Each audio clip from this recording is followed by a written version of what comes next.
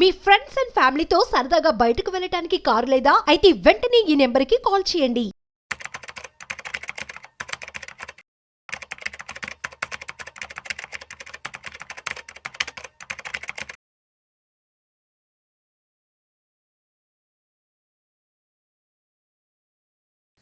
Welcome to Vishnu talks. నేను మీ విష్ణు. ప్రస్తుతంతో పాటు senior stock market analyst Malempati Prabhu garu ఉన్నారు. వారితో మాట్లాడదాం. సార్ ప్రభు గారు నమస్తే. సార్ నమస్తే అండి విష్ణు గారు. సార్ ప్రభు గారు ఎలా ఉన్నారు? బాగున్నాం అండి. మీరైతే బాగున్నారు కదా? బాగున్నా అండి. మార్కెట్స్ ఏం బాగాలేదు. మార్కెట్కి ఏం బాగాలేదు కదా? బాగున్నాండి. అదేంటో ఒక 1 year వెనక్కి వెళ్ళిపోయింది మార్కెట్. అవునండి. అవునండి. రకరకాల పెద్ద పెద్ద మేజర్ ఈవెంట్స్ అన్ని వచ్చి మార్కెట్ మీద పడ్డాయి. ఎఫ్ఐల విషయానికి వస్తే ఆల్మోస్ట్ గత 100 రోజుల నుంచి సెల్లింగ్ చేసుకుంటూనే ఉన్నారు. ఒక 60 trillion కంటే ఎక్కువ అమౌంట్ అనేది మార్కెట్ నుంచి వైప్ అవుట్ అయిపోయింది. అమ్ముతూనే ఉన్నారు. వాళ్ళు అసలు వెనక్కి తగ్గట్లేదు. వాళ్ళు ఎక్కడ హోల్డ్ అవ్వట్లేదు. మేజర్ గా వాళ్ళదే కాబట్టి మన ఇండియన్ మార్కెట్స్ లో కీలక పాత్ర. వాళ్ళు ఎక్కడా తగ్గట్లేదు. సో మొన్నటి దాకా అమెరికా ఎలక్షన్స్ అన్నాము, డొనాల్డ్ ట్రంప్ ప్రమాణ స్వీకారం అన్నాము. సరే, జనవరి 20వ తారీఖు డొనాల్డ్ ట్రంప్ ప్రమాణ స్వీకారం కూడా అయిపోయింది. ఆయన కూడా పూర్తి స్థాయిలో అమెరికా అధ్యక్ష బాధ్యతలు కూడా స్వీకరించారు. దానికి ముందు కొంత స్పెక్యులేషన్ నడిచింది. ఏంటి అది?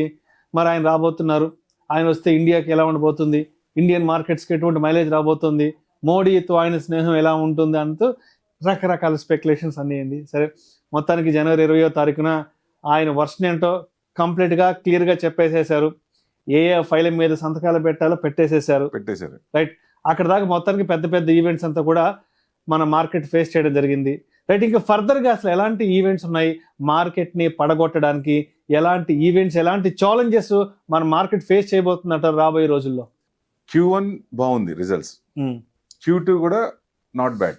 FMCG కొంచెం ఇబ్బంది పడ్డాయి, మిగతా సెక్టర్ ఇదైంది. Q3 కూడా అంత ఎక్కువ రాకపోవచ్చు. కార్పొరేట్ రిజల్ట్సే ఓ రకంగా కొంత 30 to 40% మార్కెట్ని డ్రైవ్ చేసే అవకాశాలు ఎక్కువ ఉంటాయి. అంటే మనకి ఇప్పుడు దాకా వచ్చిన స్క్రిప్ట్స్ అన్నీ కొన్ని అప్ ఉన్నాయి, కొన్ని డౌన్ అయ్యి, కొన్ని బాగా ఇచ్చినాయి, కొన్ని రిజల్ట్స్ బాగుండలేదు. బాగున్న రిజల్ట్స్ కొన్ని డిస్కౌంట్ అయిపోతున్నాయి, మార్కెట్ తీసుకుంటోంది. సో మేజర్ మనకి ఇప్పుడు ఇవాళ HDFC బ్యాంక్ రిజల్ట్స్ వచ్చినాయి. మార్నింగ్ నుంచి మార్కెట్ పడుతూనే ఉంది. ఆఫ్టర్ 2 o'clock 2:15 నుంచి స్టార్ట్ అయింది. సో ఎప్పుడైతే HDFC బ్యాంక్ రిజల్ట్స్ వచ్చినాయో, బాగున్నాయో, యూటర్న్ తీసుకుంది. అంటే still we are not out of the woods. ఈ ఒక్కదాంతోనే మనం రాలేము. ఇంకా పాజిటివ్ పాయింట్స్, మ్యాక్రోస్ చాలా మారాలి. మనకి మెయిన్ నెక్స్ట్ వచ్చేది బడ్జెట్. బడ్జెట్లో ఏమిస్తారు? ఇప్పుడు దాకా లాస్ట్ టైం కూడా ఒక రకంగా 240 seats ఎందుకు వచ్చినాయి? మిడిల్ క్లాస్ వాళ్ళని పట్టించుకోలేదు కాబట్టి వచ్చినప్పుడల్లా ప్రతిసారి మిడిల్ క్లాస్ ఐటీది పెంచుతాము, 7 లక్షలు చేస్తాం, 10 లక్షలు చేస్తాం అని చెప్పటమే కానీ ఎక్కడ కూడా చేసింది కనపడలా. సో ఈసారి వాళ్ళు కనుక చేసి తీరుతారు. ఎందుకంటే middle class, lower middle class support చేసి ఉంటే 300 seats పై వచ్చేది. ఎక్కడైతే ఈ వర్గం తగ్గిపోయిందో ఆ శాతం 240 seats వరకే వచ్చినాయి. సో ఈసారి డెఫినెట్ గా ఈ ఐటీ కను మిడిల్ క్లాసు, లోవర్ క్లాసు బాగా బూస్ట్ ఇస్తారని ఒక ఆశ. ఎందుకంటే థర్డ్ టైము. సో మళ్ళీ స్ట్రాంగ్, అంటే మిగతా అన్ని బాగున్నాయి కానీ మార్కెట్ని ఇది చేసుకోవాలంటే ఇంకా వీళ్ళ కూడా సపోర్ట్ కావాలి. సో వీళ్ళని కూడా తీసుకొని ముందుకెళ్ళాలి కాబట్టి డెఫినెట్గా దీన్ని మంచిగా చూస్తారు. మార్కెట్ ఏమో బడ్జెట్నే చూస్తోంది. Budget has to give the direction. అంటే బడ్జెట్ బాగుండకపోతే నెగిటివ్ మళ్ళీ ఇంకొంచెం పడే అవకాశాలు ఉంటాయి. లేదు బాగుంది, మంచిగా ఇచ్చారు, ఎక్స్పెక్టేషన్ ప్రకారం ఇన్లైన్ ఎక్స్పెక్టేషన్ ఉంది అంటే కొంచెం తీసుకునే అవకాశాలే ఉంటాయి. లాస్ట్ టైం కూడా మీకు దాదాపుగా 1,500 points కిందకు వచ్చి మళ్ళీ పెరిగింది. 24,800 దాకా వచ్చింది. సో అట్లానే ఈసారి మనం 23 రేంజ్లో బాగా సపోర్ట్ ఉంది. ఆ సపోర్ట్ బ్రేక్ అవుతుంది కానీ మళ్ళీ క్లోజింగ్ పైకి వచ్చేస్తుంది. కొంచెం స్ట్రాంగ్గా ఉంది. డెఫినెట్గా ఇది బేసిక్. ఇంకేదన్నా నెగిటివ్ ఉంటే మహా అయితే ఇప్పుడు మనకు 12% పడ్డాం, 11.5-12% పడ్డాం. మా అయితే ఇంకా 15% మ్యాక్సిమం. అంటే మార్కెట్ కరెక్షన్ అంటే అబౌవ్ 20%. సో మనం కరెక్షన్లో అయితే లేవు. మన అన్నీ బాగానే ఉన్నాయి. కార్పొరేట్ రిజల్ట్స్ కూడా నెగిటివ్ ఏం లేదు, స్కామ్స్ ఏం లేవు, గవర్నమెంట్ మీద నెగిటివ్ ఏం లేదు. సో డెఫినెట్గా FISని ఆకట్టుకుంటూ వాళ్ళని కార్పొరేట్ రిబేట్ ట్యాక్స్ తగ్గించారు వాళ్ళకి. అప్పటి నుంచి అమ్ముతూనే ఉన్నారు, కంటిన్యూస్ గా అమ్ముతూనే ఉన్నారు. సో మనం డిఎస్ ని రిటైల్ సపోర్ట్ తీసుకొని వాళ్ళు వద్దు అనుకునే ఉద్దేశం ఉన్నట్టుంది. సో వాళ్ళకి సపోర్ట్ ఇవ్వట్లే, ఎందుకంటే వాళ్ళకి ఏదన్నా జస్ట్ ఒక సింపుల్ ఏదైనా ట్యాక్స్ బెనిఫిట్స్ ఇస్తే డెఫినెట్ గా వాళ్ళు వస్తారు. ఏ కంట్రీకి వెళ్ళే అవకాశమే లేదు వాళ్ళు. చైనాకి వెళ్తారా? వెళ్ళారు, వాళ్ళ పాలసీలు అందరికీ తెలిసింది. యూరోప్కి వెళ్ళారు, యుఎస్ కి ఇప్పుడు తెలిసిందే. యుఎస్ అంటే ఇప్పుడు ఆయన ఎప్పుడు ఎలా రియాక్ట్ అవుతాడో తెలియదు, ఆయనకి తెలియదు. డెఫినెట్ గా అది కొంచెం ఇబ్బందే.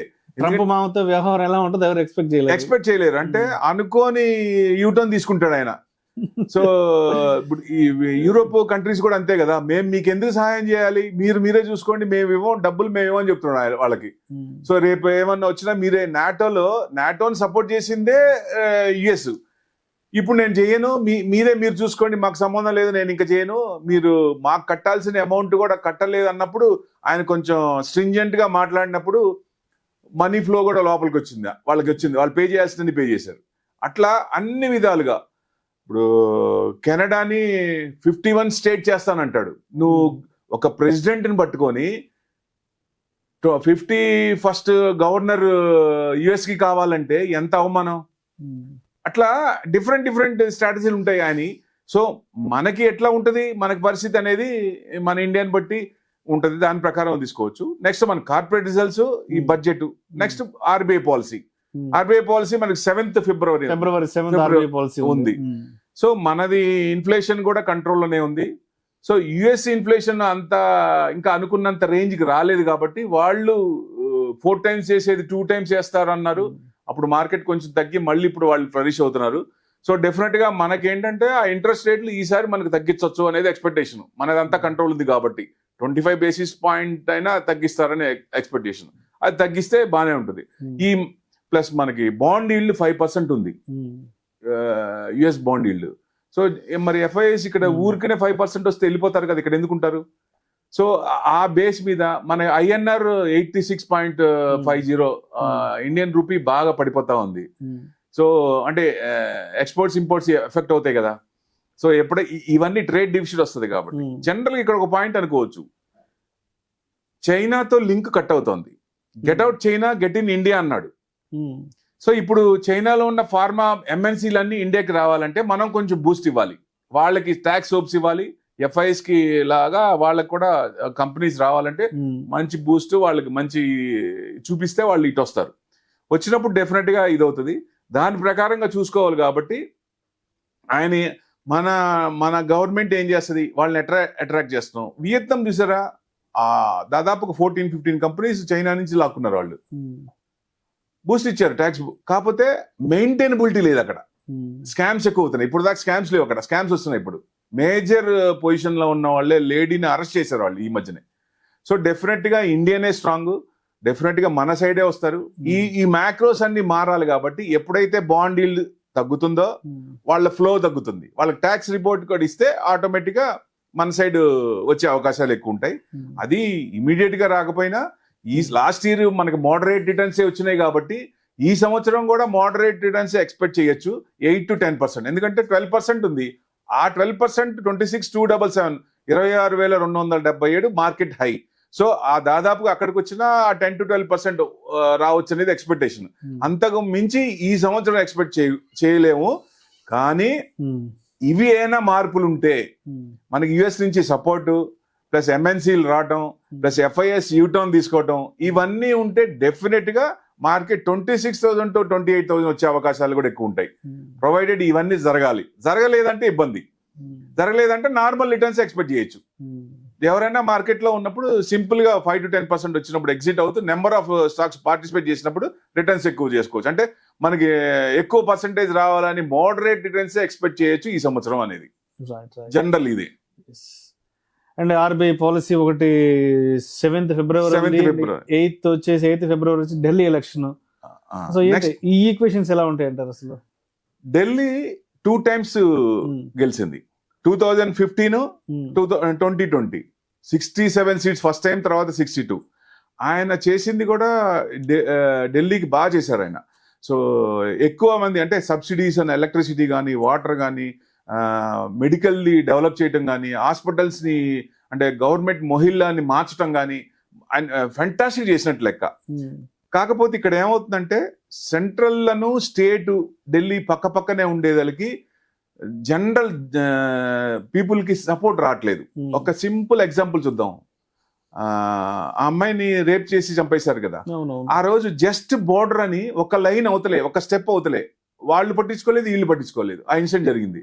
సో అట్లాంటివి ఉంటాయి కాబట్టి సో జనరల్ ఎవరైతే సెంట్రల్లో పవర్ ఉన్నారో ఢిల్లీలో కూడా వాళ్లే పవర్ ఉంటే ఓ రకంగా ఇట్లాంటివన్నీ జరగకుండా ఉంటాయి, గ్రోత్ కూడా ఒక తొందరగా వస్తుంది అని ఎక్స్పెక్టేషన్. మరి ఢిల్లీ పీపుల్ ఎలా రియాక్ట్ అవుతారో రేపు చూడాలి. దాన్ని బట్టి మార్కెట్ ఉండొచ్చు. ఎందుకంటే గవర్నమెంట్కి ఇప్పుడు 2019లో ఉన్న స్టేట్స్ కంటే ఇప్పుడున్న స్టేట్స్లో ఎక్కువ పెరుగుతున్నాయి, స్ట్రాంగ్ అవుతుంది. కాబట్టి రేపు ఢిల్లీ కూడా మెయిన్ ఇది కాబట్టి అక్కడ కూడా తీసుకుంటే ఇంకా మార్కెట్ కొంచెం గవర్నమెంట్ బాగా స్ట్రాంగ్ అయినట్టు మార్కెట్ తీసుకోవచ్చు. ఇది ఒక 1+ పాయింట్ అవ్వచ్చు, అవకాశాలు ఎక్కువ ఉన్నాయి. సో అయితే మొత్తానికి రాబోయే నెల 2-3 నెలలు అనేవి అంటే మార్కెట్కి ఇవి ఎంత అంటే మార్కెట్ని ఎంతలా భయపెట్టే అవకాశం ఉంటుందంటారు? నెక్స్ట్ 2-3 నెలల్లో ఉన్న ఈవెంట్స్ అసలు ఓవరాల్గా చెప్పాలంటే మార్కెట్ రియాక్షన్ ఎలా ఉండబోతుంది అంటారు? మార్కెట్ రియాక్షన్ అంటే ఇమీడియట్ గా ఇప్పుడు ఎప్పుడైతే వీళ్ళని ఎఫ్ఐఎస్ ని కూల్ చేశారో మెయిన్ అక్కడే మనకి 50% అయిపోతుంది. అది గవర్నమెంట్ వాళ్ళని ఎలా ట్రీట్ చేస్తున్నది ముఖ్యం. ఇప్పుడు జనరల్ గా ఏంటంటే ఎక్కువ అంత రియాక్ట్ ఇమీడియట్ గా అంత పాజిటివ్ మీరు అన్నట్టు 3 to 6 months పెద్ద ఎఫెక్ట్ రాకపోయినా చిన్నగా వాళ్ళు దాదాపు 1.5-2 ఏళ్ళ నుంచి అమ్ముతూనే ఉన్నారు. సో అది మారాలంటే వాళ్ళకి అన్ని సోప్స్ ఇవ్వాలి కాబట్టి గవర్నమెంట్ డిసిషన్స్ ఉంటాయి కాబట్టి దాన్ని బట్టి డిసిషన్ ఉంటుంది కాబట్టి ఎక్కువ టైం తీసుకుంటుంది. అంటే ఈ సంవత్సరం అందుకనే మోడరేట్ ఎక్స్పెక్ట్ చేస్తున్నారు. ఇవి మ్యాక్రోస్ ఇంక ఇమీడియట్ గా మారినాయి అనుకోండి, డెఫినెట్ గా పాజిటివ్ ఉండొచ్చు. ఈ సంవత్సరానికి అంత రాకపోవచ్చు ఇమీడియట్ గా, అంత ఎక్స్పెక్టేషన్ అంత ఎక్కువ లేదు. యావరేజే ఉంది కాబట్టి యావరేజ్ 8 to 10% ఎక్స్పెక్ట్ చేయొచ్చు. సో మొత్తానికైతే ఆన్ యావరేజ్ గా మార్కెట్ ఉండబోతోంది. అంతే అండి, లాస్ట్ ఇయర్ లాగే ఉంటుంది. లాస్ట్ ఇయర్ లాగానే ఉంటుంది. ఎవరైనా ఇన్వెస్ట్మెంట్ చేసినప్పుడు 5 to 10% వచ్చినప్పుడు ఎగ్జిట్ అవుతూ కొత్తవి మళ్ళీ ఏమే సెక్టర్ సిక్లికల్స్ కాబట్టి ఏ సెక్టర్ లో ఇన్వెస్ట్ చేయాలి, ఏవి పెరుగుతున్నాయి. ఇప్పుడు ఈవీకి కూడా ఆపోజిట్ ఆయన, ఈవీ వెహికల్స్ కూడా ఆపోజిట్, అది కూడా దాన్ని కొంచెం ఒక పాలసీ తెస్తున్నాడు ఆయన. సో దాని ఎఫెక్ట్ ఉంటది కాబట్టి ఎలాన్ మస్క్ మరి ఆయనకి బాగా దగ్గర, ఆయన మస్క్ ఏం చెప్తే నాకు చేస్తున్నాడు. మరి మస్క్ వెహికల్స్ అన్ని ఈవీ వెహికల్సే. అవునవునా, అందుకని ఆయన ఎప్పుడు ఎవరితో ఎలా రియాక్ట్ అవుతాడో చాలా ఇబ్బంది. సో మరి నిజంగా ఒక రకంగా చెప్పుకోవచ్చు అంటే it's wrong selection by US. Last time చూసాం ఆయన కేసులు కానీ 16 to 20 కూడా నెగిటివే ఉంది ఆయన తీసుకునే పాలసీలు బట్టి. ఆ 20 to 24 కూడా ఆయన్ని ఏ రకంగా ఇబ్బంది పడ్డాలో ఫేస్బుక్ కానీ ట్విట్టర్ కానీ దాంట్లో ఆపేశారు కదా మొత్తానికి. ఎంత ట్రై చేసినా 21st centuryలో he bounce back like anything, మళ్ళీ వెనక్కి వచ్చాడు.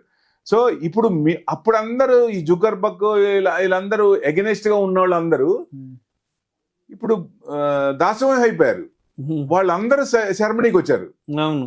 మొత్తం ఎవరైతే ఎగెనెస్ట్ చేశారో వాళ్ళందరూ సెరమనీకి వచ్చారు. ఎవరైతే రైట్ వింగ్ పాలిటీషియన్స్ ఉన్నారో వాళ్ళందరినీ ఇన్వైట్ చేశాడు. సో డెఫినెట్ గా ఆయన పాలసీలు బట్టే ఉంటది కాబట్టి ఆయన ఏం చేస్తాడు అనేది చాలా ఇబ్బంది. ఆయన డిసిషన్ అంటే ఫస్ట్ 100 days చూస్తే ఆయన ఎలా రియాక్ట్ అవుతున్నాడు, ఏ డిసిషన్ తీసుకున్నాడు అనే దాన్ని బట్టి మనకి ఉంటది. కాకపోతే మన పర్సంటేజ్ చాలా ఎక్కువ ఉంది, మన వాళ్ళందరూ యుఎస్ లో ఎక్కువ ఉన్నారు కాబట్టి వాళ్ళు కూడా $200 billion మన బిజినెస్ వల్ల వస్తుంది. 50 లక్షల మంది ఉన్నారు. 1.47% ఆఫ్ ద యుఎస్ పాపులేషన్ ఉన్నారు. ఈ వీటి వల్ల ఎక్కువ మనల్ని వేరే వాళ్ళని రప్చర్ చేసినట్టుగా మనం చేయకపోవచ్చు. ఎందుకంటే మెయిన్ మెక్సికో నుంచి ఒక డ్రగ్ అక్కడికి యుఎస్ లోకి వస్తుంది, చాలా మంది చనిపోతున్నారు. అందుకే వాళ్ళకి ఎక్కువ స్ట్రింజెంట్ గా ఈ తరీఫ్లు అవి పెంచుతానని చెప్తున్నాడు. మనకేం నెగిటివ్ లేదు, వీళ్ళిద్దరికి మంచి ఫ్రెండ్షిప్ ఉంది కాబట్టి పెద్ద నెగిటివ్ రాకపోవచ్చు. బట్ అదర్ కంట్రీస్ మీద తీసుకున్నప్పుడు ఆ ఎఫెక్ట్ కొంత పర్సంటేజ్ మన మీద పడుతుంది కాబట్టి కొంత మన ఎఫెక్ట్ అవ్వచ్చు ఛాన్స్ ఉంటుంది. Thank you sir, thank you so much Prabhu garu. నమస్తే.